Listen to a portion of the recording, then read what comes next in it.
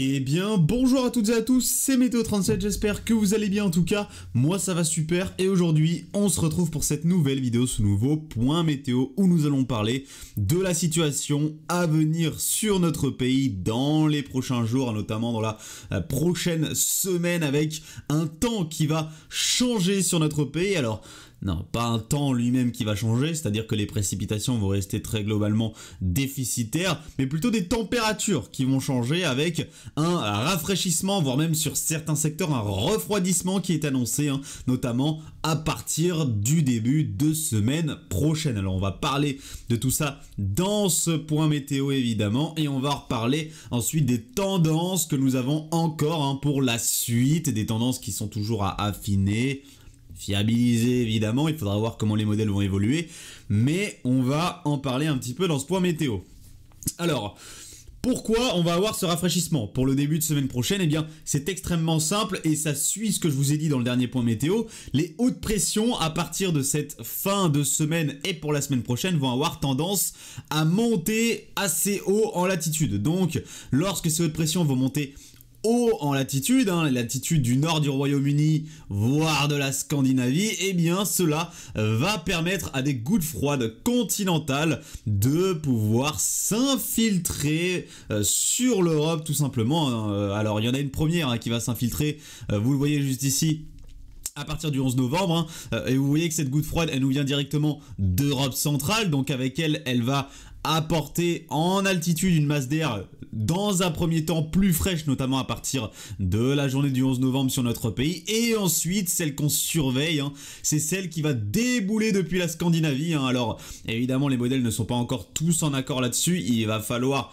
affiner encore et encore la situation dans les prochains jours, d'où le fait que je vous referai certainement un point météo soit vendredi soit samedi pour vous reparler de cette situation. Mais Américains et Européens sont plutôt en accord sur ce scénario, les autres ont un peu plus de mal, Uchmeo, GEM, Icon, alors Icon encore ça peut aller, mais GEM, Uchmeo ils ont encore un peu de mal sur cette situation à la cerner.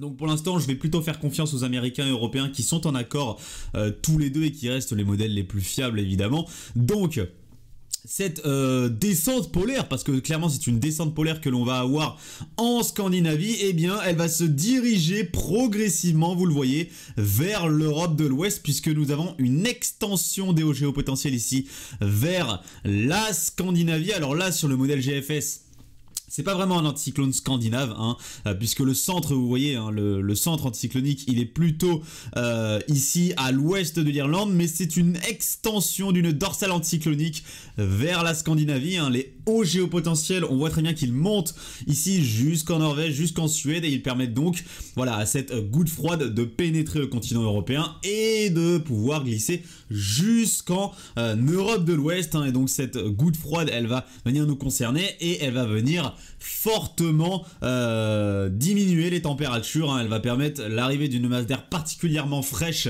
notamment à partir des 13 et 14 novembre. Regardez ce que nous modélise le modèle GFS. Tac, on voit très bien cet air frais, voire même froid, qui est associé à l'arrivée de la goutte froide. Alors c'est parce qu'on a un flux en même temps qui va s'orienter à l'est, et vous le savez très bien.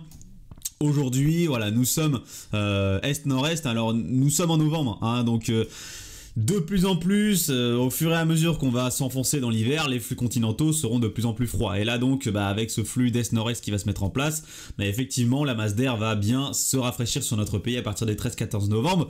Donc là, si on résume un petit peu ce qui a été dit, c'est que à partir du 11, voilà, à peu près 11 novembre, eh bien, on fera attention à une première baisse des températures qui pourrait être entrevue. Alors on voit très bien, regardez, ici à partir du 11 novembre, cette masse d'air beaucoup plus fraîche qui s'infiltre due à l'influence de la petite goutte froide continentale qui va arriver à partir, comme je vous l'ai dit, notamment du 11 novembre. Et ensuite donc la masse d'air beaucoup plus fraîche qui sera associée à la descente polaire qu'on va avoir du côté de la Scandinavie et la goutte froide associée qui va certainement glisser vers le continent européen. Alors,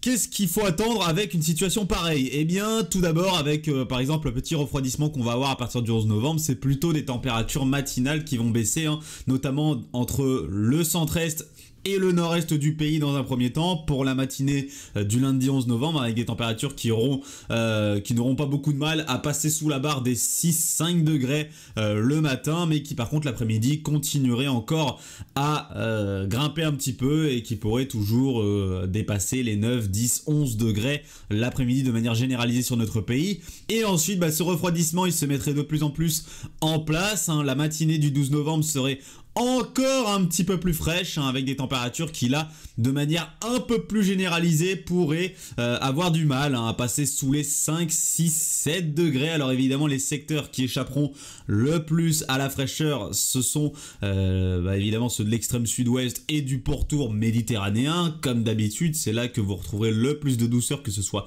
le matin ou l'après-midi, mais sur une grosse partie du pays, les températures matinales commenceront à baisser à partir du début de semaine prochaine, et ce sera encore pire en arrivant vers les 13-14 novembre avec l'infiltration de la masse d'air beaucoup plus fraîche, hein, venue ici du continent européen, de cette masse d'air continentale clairement, hein, qui va venir nous influencer.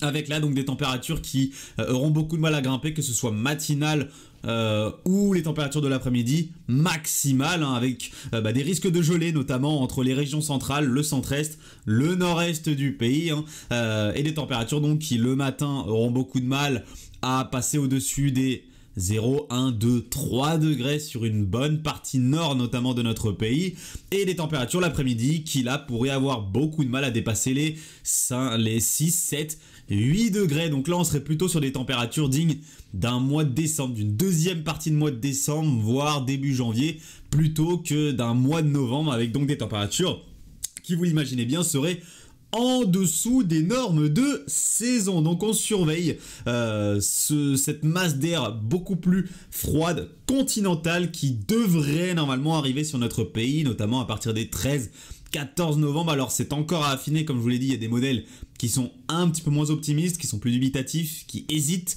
Donc il va falloir affiner encore cette situation. Je vous la reconfirmerai dans de nouveaux points météo, comme je vous l'ai dit, soit vendredi, soit samedi, ou alors les deux, s'il y a vraiment beaucoup de choses à dire. Mais normalement ce sera un des 2 jours. Voilà. Donc, cette masse d'air continentale fraîche, elle pourrait perdurer sur notre pays, puisque comme je vous l'ai dit, elle est due à une goutte froide. Et comme vous le savez, les gouttes froides, souvent c'est peu mobile. C'est très peu mobile. Ça peut rester au même endroit pendant des jours et des jours. L'exemple le plus récent, c'est l'Espagne, avec ces multiples orages que nous avons eu durant une semaine entière. On a eu des orages tout le temps et des inondations associées. C'était dû à une goutte froide peu mobile qui est resté durant des jours et des jours du côté de la péninsule ibérique, et qui a donc permis ces orages très récurrents du côté de l'Espagne. Et donc là nous, cette goutte froide, elle va également être très peu mobile, elle va perdurer du côté de notamment d'une partie de l'Europe de l'Ouest, regardez.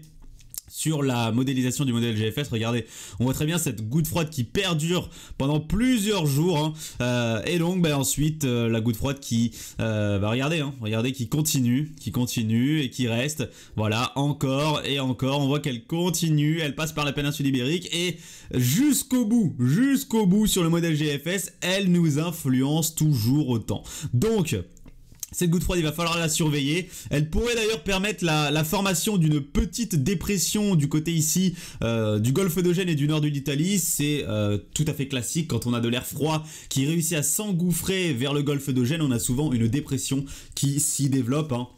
Donc là, c'est une petite dépression à 1005 hectopascales, mais qui pourrait permettre quelques retours d'est. Quelques précipitations, un petit peu d'humidité qui pourrait déjà, dans un premier temps, apporter de la neige en montagne, notamment sur les reliefs des Alpes. Ce serait une très bonne nouvelle pour la semaine prochaine, parce que ça manque, évidemment, la neige manque énormément actuellement sur les reliefs, forcément avec ces conditions très sèches, nous n'avons pas de neige. En plus, on a les phénomènes d'inversion thermique, c'est-à-dire que souvent en plaine, il fait plus frais qu'en montagne, notamment l'après-midi, puisque nous avons une masse d'air beaucoup plus douce qui est en altitude, évidemment associée aux conditions anticycloniques, et l'air froid lui se retrouve bloqué dans les basses couches. C'est pour ça que nous avons des températures qui en plaine sont souvent inférieures aux températures que nous avons en montagne. Voilà, donc on surveillera la durabilité de cette goutte froide, hein, évidemment, et des possibles petites chutes de neige qui pourraient être associées, les petits retours d'est que nous pourrons avoir. Il est possible que voilà, depuis l'est, on ait quelques petites averses, hein, qui se baladent, ou alors qu'on ait un petit peu d'humidité justement associée à la goutte froide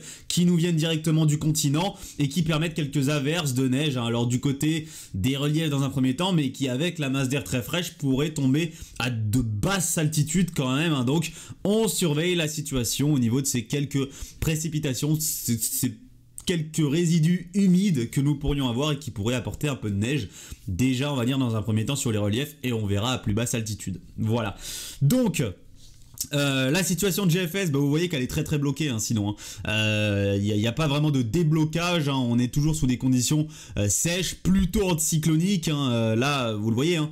Alors certes il y a une goutte froide qui arrive, mais ça reste continental. C'est une goutte froide continentale, elle va pas nous apporter une humidité incroyable, etc. Non, la situation reste tout de même bloquée, à part un petit peu d'humidité qui va arriver dans l'ouest du pays là à partir de la journée de samedi, et un peu d'humidité associée à la goutte froide et à la possible formation de cette dépression sur le nord de l'Italie la semaine prochaine. Ça restera très peu humide, et ce mois de novembre sera donc certainement très sec, hein, malheureusement sur notre pays. À voir après évidemment ce qui pourrait se passer, les modèles ne sont pas en accord, notamment après les 14-15 novembre, avec énormément de scénarios qui sont proposés actuellement. Et on va aller voir le modèle CEP qui est un petit peu pareil, hein. Le modèle CEP ne diffère pas vraiment du modèle GFS, hein, c'est-à-dire sur l'arrivée de cette goutte froide et de cette fraîcheur continentale, hein, de cette masse d'air froide continentale qui devrait bel et bien arriver avec le modèle européen. Regardez, tac, voilà, on voit très bien cette goutte froide, hein, qui arrive pareil, vous voyez, depuis la Scandinavie comme le modèle GFS, et on en a d'ailleurs une autre, hein, là sur le modèle CEP qui arrive, elle, depuis le Royaume-Uni. Les deux gouttes froides entrent en interaction et permettent la formation d'une très grosse goutte froide ici à 1010 hectopascal. Alors si on a des gouttes froides qui nous viennent du Royaume-Uni, par contre il y aura certainement un petit peu plus d'humidité, ouais voilà, il y a plus d'humidité forcément, hein. Vous avez la mer du Nord, vous avez vous avez l'océan, hein, tout simplement, vous avez beaucoup d'eau autour du Royaume-Uni, donc c'est plus susceptible d'avoir plus d'humidité. Donc là, ouais, effectivement, sur le modèle CEP, c'est un petit peu plus humide quand même la semaine prochaine que sur le modèle GFS. Et on voit très bien, associé à ces gouttes froides, la masse d'air très fraîche qui envahit une bonne partie de l'Europe de l'Ouest. Donc on surveillera évidemment cette situation, on en reparlera ensemble. Et avant de terminer ce point météo, je voulais juste vous montrer à l'échelle hémisphérique un petit peu le vortex polaire et son comportement et ce qui va se passer dans la stratosphère, puisqu'un nouvel événement est actuellement entrevu par l'américain, c'est-à-dire un nouveau réchauffement stratosphérique, mais qui ne sera pas au même emplacement que celui qui va avoir lieu là dans les prochains jours. Non, je vais vous montrer. Alors voilà, ça c'est le comportement du vortex troposphérique. On voit très bien son affaiblissement, notamment à partir de la vous voyez, hein, de la mi-novembre, on voit bien son affaiblissement. Là c'est un vortex très faible, hein. Il est très faible. Allez voir les analogues, hein. Par exemple l'année dernière ça n'avait absolument rien à voir à la même période, hein. Il était bien plus fort que ça. Donc là c'est un vortex troposphérique affaibli. Alors ce n'est pas à cause de la stratosphère qu'il affaiblit la stratosphère, attention, elle n'explique pas tout ce qui se passe, hein. Là c'est dû à des détails qui se passent dans la troposphère tout simplement, que ce soit à différents événements atmosphériques et différents forçages tropicaux. Donc le vortex troposphérique va s'affaiblir, et ce n'est pas grâce au vortex stratosphérique, ce n'est pas réellement par rapport à ce qui se passe dans la stratosphère, même si, attention, la stratosphère n'est pas, elle ne fait pas rien, c'est-à-dire qu'on a des réchauffements stratosphériques qui vont quand même avoir quelques effets, hein. Mais globalement, cet affaiblissement du vortex troposphérique ne s'explique pas du tout à 100% par ce qui va se passer dans la stratosphère. Il y a d'autres détails qui vont avoir lieu dans la troposphère et qui vont permettre son affaiblissement. Et donc regardez ce qu'il va se passer au niveau des températures. Donc là on a le premier réchauffement stratosphérique qui va commencer là dans les prochains jours, notamment à partir du début de semaine prochaine, notamment côté sibérien, avec un réchauffement stratosphérique, vous le voyez, hein, alors mineur, hein, ça monte jusqu'à, comme je vous l'ai dit, hein, la dernière fois,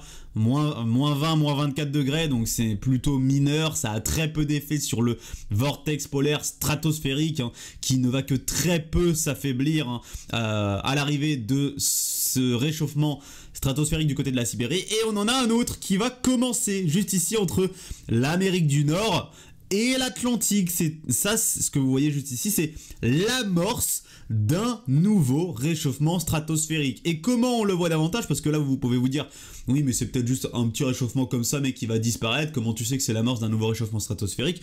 Eh bien, on va aller voir les vents. Pour ça, il faut aller voir les vents stratosphériques. Regardez ce qu'il va se passer. Ici, on a les vents stratosphériques qui sont bien plus forts que la normale grâce justement au réchauffement stratosphérique qu'on a du côté sibérien. Conflit de masse d'air, ça marche comme dans la troposphère. Plus les conflits de masse d'air sont importants, plus les vents vont être forts. Et donc regardez ce qui va se passer du côté de l'Amérique du Nord et de l'Atlantique. Renforcement des vents stratosphériques, signe tout simplement d'un réchauffement à cet endroit-là de la stratosphère. Donc il va falloir surveiller là aussi la situation avec ce nouveau réchauffement stratosphérique qui semble s'amorcer à partir notamment de la dernière décade de novembre du côté de l'Amérique du Nord et de l'Atlantique, en plus du réchauffement stratosphérique qu'on a déjà plutôt côté sibérien. Donc voilà, je pense avoir tout dit dans ce point météo. Merci à tous de l'avoir suivi. Désolé, il était un petit peu long le temps que je vous explique ce qui va se passer côté stratosphérique à partir notamment après la mi-novembre. Merci à tous d'avoir suivi ce point. C'était Météo 37, on se retrouve vendredi ou samedi. Bye tout le monde.